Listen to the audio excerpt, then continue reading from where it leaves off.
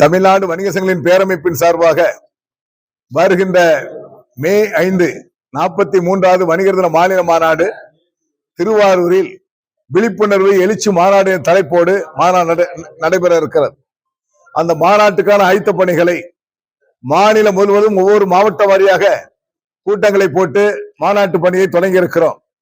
மயிலாடுதுறை மாவட்டத்தினுடைய தலைவர் தமிழ்ச்செல்வன் தலைமையிலே ஒரு ஆய்வுக் கூட்டம் நடைபெற்று இந்த கூட்டத்தில் 7000 வணிகர்கள் அந்த மாநாட்டில் பங்கேற்பது என தீர்மானிக்கப்பட்டிருக்கிறது.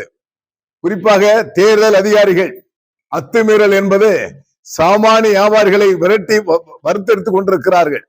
அதிகாரிகளுக்கு தெரியும், நாங்கள் அரசியல் கட்சி சார்ந்தவர்கள் அல்ல, நாங்கள் ஓட்டுக்கு பணம் கொடுப்பவர்கள் அல்ல, வியாபாரத்துக்கு பணம் எடுத்து செல்லக்கூடியவர்களை மடக்கி பிடித்து வைத்துக் கொண்டு வீடியோ எடுப்பதும் கவரேஜ் பண்ணுவது என்ற எங்களை துன்புறுத்தி கொண்டிருக்கிறார்கள். ஆகவே தேர்தல் அதிகாரி எடுத்து மனு கொடுத்திருக்கிறோம். ஒவ்வொரு ஆட்சியாளரும் எங்களை அழைத்து கூட்டம் போட்டு நடைமுறைகளை தெளிவுபடுத்திட வேண்டும். இல்லை என்று சொன்னால் குழப்பமான நிலை ஏற்பட்டுக் கொண்டிருக்கிறது.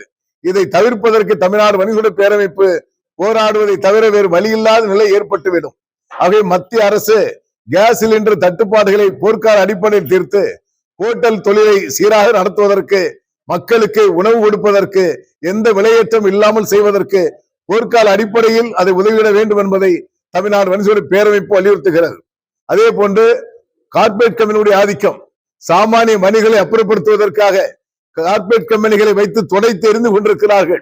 ஆன்லைன் வர்த்தகத்தின் மூலமாக 35 விழுக்காடு எங்கள் வியாபாரம் பறிபோய் இருக்கிறது. மீதமுள்ள சாமானியர்களை பாதுகாப்பதற்கு மத்திய மாநில அரசுகள் கட்டாயமான ஒரு பாதுகாப்பு சட்டத்தை நிறைவேற்றப்பட்டு சாமானியர்களை பாதுகாக்கப்பட வேண்டும். நாங்கள் உங்கள் வாக்காளர்கள், அண்டை மாநிலத்தை சார்ந்தவர்கள் கடனெடுத்து தமிழ்நாட்டு வியாபாரிகளை வெளியேற்றிக் கொண்டிருக்கிறார்கள். இந்த ஆபத்தான நிலை நீடிக்குமேயானால் இன்னும் 5 ஆண்டுகளில் 10 லட்சம் சிறிய வியாபாரிகள் காணாமல் போவார்கள் என்பதை வருத்தத்தோடு நான் தெரிவித்துக் கொள்கிறேன். எங்களுடைய கோரிக்கைகளை கொடுத்திருக்கிறோம். எங்களுடைய கோரிக்கைகளை ஏற்றுக்கொண்டு எழுத்துப்பூர்வமாக தரக்கூடிய கூட்டணிக்கு தமிழ்நாடு வணிக பேரமைப்பு 1 கோடி வாக்காளர் உள்ளடக்கிய ஓட்டு தானாகவே அவருக்கு பக்கம் போயிடும். எல்லா ஓட்டு